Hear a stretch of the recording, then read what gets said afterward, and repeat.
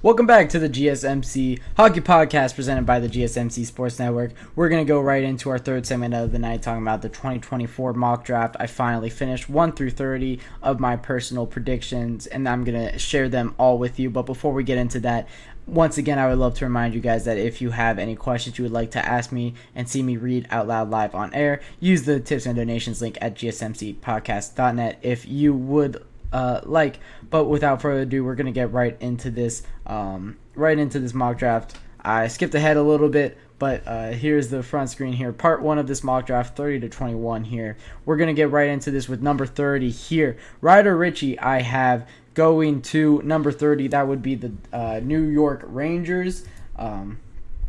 In this mock draft here, I should actually pull up the standings, as I do kind of forget where the teams that I had these going to. Hold on.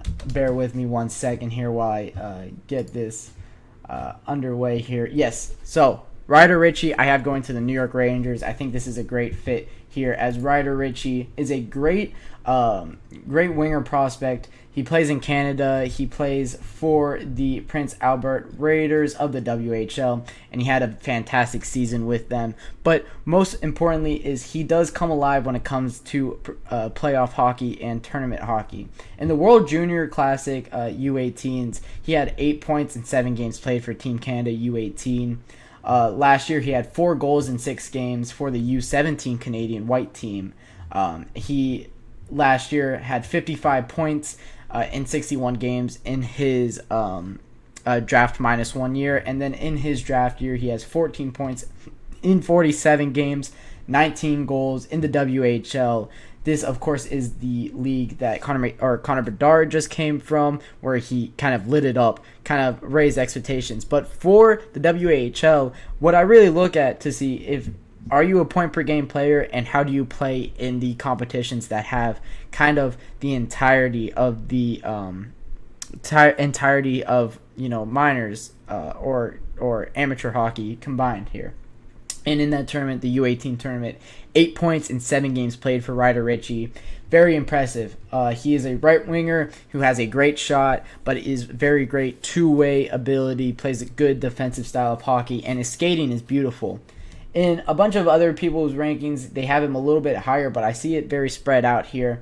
In the EliteProspects.com ranking, he's 22nd. In the in Bob McKenzie's ranking, 21, but in Craig Button, it's 32. So kind of all over the place for Ryder Ritchie. I have him in the back half of the first round, slipping a little bit from his projection, but I do think that this will be a fantastic forward. Ryder Ritchie on the right-hand side will be number 30. Going right into number 29, it is Dean Letourneau. I believe that's how you pronounce his name. From the he played in the St. Andrews College. He is a prospect from Canada, from Braeside, Ontario. I got that correct, I hope. He's also kind of all over the place. He is a center prospect, however. So the center prospect going to the Dallas Stars, I think, would be very good for them. They have a lot of young wingers that play off of each other very well. Adding a good center, I think, would be very important for them. And I think this one can be very good here. This year, in the U18 AAA, he absolutely lit it up. But, take with that what you will. He did play 2 games in the USHL for the Sioux Fall Stampede. No goals in 2 games played, -1 rating, but getting acclimated into a USHL, which is a little bit more professional than AAA. Of course it is. But in AAA, absolutely lit it up. 127 points in 56 games played, 61 goals and 66 assists, both a goal and an assist above point per game. Very, very impressive. What he was able to do in AAA, absolutely lighting up. In the playoffs in AAA, he had 8 points in 3 games played. That's ridiculous. This is going to be a good player if he could continue that flow. He is my number 29 player in this mock draft, going to the Dallas Stars here. And then number 28, it is Adam Jiricek, brother of Columbus Blue Jackets prospect David Jiricek. He is currently playing for the Cleveland Monsters of the Blue Jackets AHL system, and now Adam Jiricek has a chance to be drafted here. I have him going 28th to the Calgary Flames via Vancouver Canucks pick. Of course, that was traded to the Calgary Flames in the Elias Lindholm trade, if I'm not mistaken. And who I have going there is Adam Jiricek. Adam Jiricek is above a lot of people's rankings than he is on mine. And I really like Adam Jiricek because his brother David Jiricek is a Blue Jackets prospect. And, of course, I am from Columbus and root for the Blue Jackets. But for Adam Jiricek, he's not been able to get it done in his time in Czechia.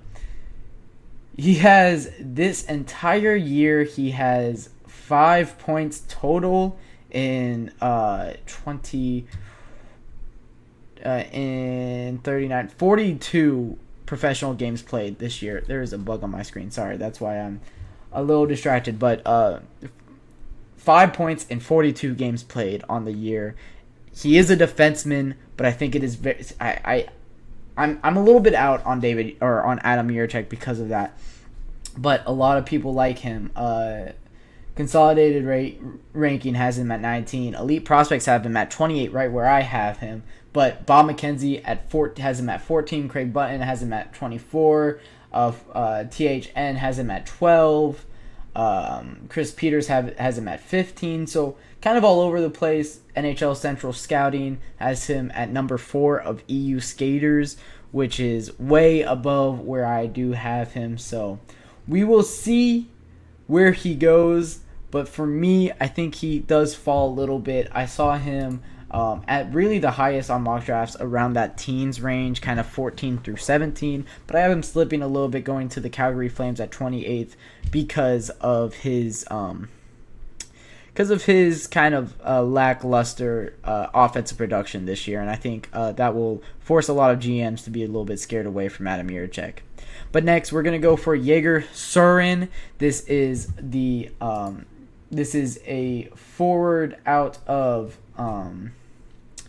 see if I can pronounce this right, Loko Yaroslav.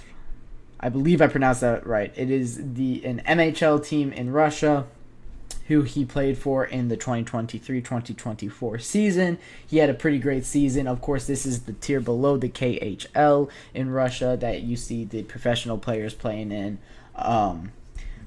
52 points in 42 games played is very great. One thing that scares me for Jaeger a little bit, 108 penalty minutes in those 42 games played. What are we doing here? I mean, we're just taking penalties for fun at this point. He has a little bit of flair to him, has a little bit of style to him. He is liked a lot by his teammates, but I bet not liked by the rest of the league. 23 points in 19 games of the postseason of the NHL as well is pretty impressive. The center / right wing prospect, I have him more as a right wing prospect. 6'1", 192 pounds, plays good as center, but I do not like his face-off taking ability as much to take him for a center. But for a winger, he can definitely do a job. He's kind of all over the place in scouting as well. Number 44 in consolidated ranking, 63 in elite prospect, 43 in Bob McKenzie, 33 in Craig Button. I do like him a lot more than the next guy because he did play at that MHL level, which is a step below the KHL, which the KHL is one of the best professional hockey leagues in the world. So he does get that. He has that professional experience under his belt more than the next guy. So JioSaavn will be going 27th to the Carolina Hurricanes, who definitely could use some more offensive production because their defense is really great. Next, it will be Leosolid Wallines. I don't know if I'm pronouncing that right. It's a Swedish name. They definitely, I definitely could be wrong, but I have him going 26th to the Montreal Canadiens via the Winnipeg Jets pick. This could be very good for the Montreal Canadiens. Getting the Swedish defenseman, a little bit smaller in stature, but their entire team is kind of big a little bit. Juraj Slafkovsky is a bigger player. Dennis Rainbow, however you pronounce the defenseman that they took last year's name. This could add a little bit more to that back end, a little bit smaller in stature, 6 feet. I don't like it as much, 183 pounds, but could be a good left-sided defenseman for them. He has that offensive production in the Sweden U18 International League. He scored 23 points in 28 games played for the Swedish national team. 42 points in 43 games on his club team. I'm not even going to try to pronounce that name. It's the Lakers. I'm not even going to try to pronounce that first half of that name. But JioSaavn Walinas going to the Montreal Canadiens could help that back defense a lot because they definitely need it.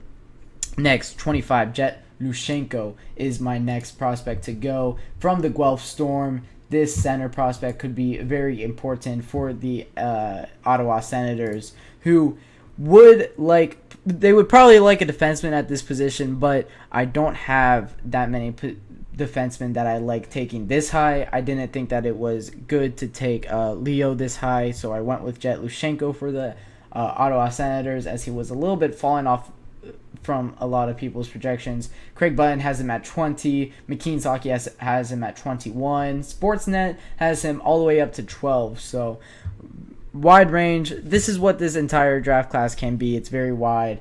But the center prospect at 5'11", 183, he could definitely do a job. In Guelph, in the OHL, he played very well. 74 points in 68 games played. 54 assists is very great too. In the Canada U18 team, he had 7 points in 7 games played. So very impressive what Jet Lushenko was able to do this year and making the most of his draft eligible year.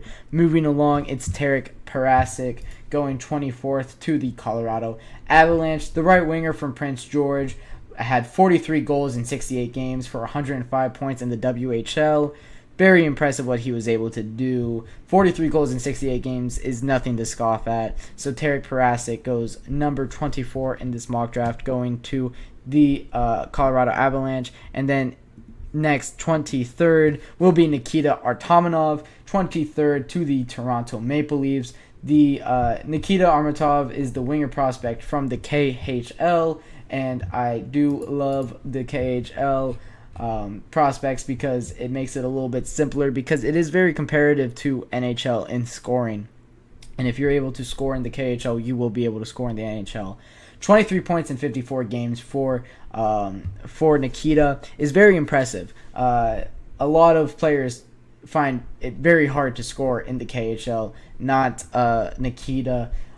He does get 10 points in 11 playoffs games for an MHL team. I believe he was probably sent down for that playoff run. Scoring 10 points in 11 games there is very impressive for Nikita Artamonov, who is my 23rd prospect going to the Toronto Maple Leafs, who could help out their forward group.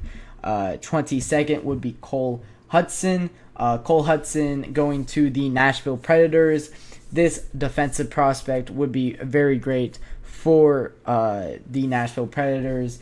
Left defenseman from the United States developmental program.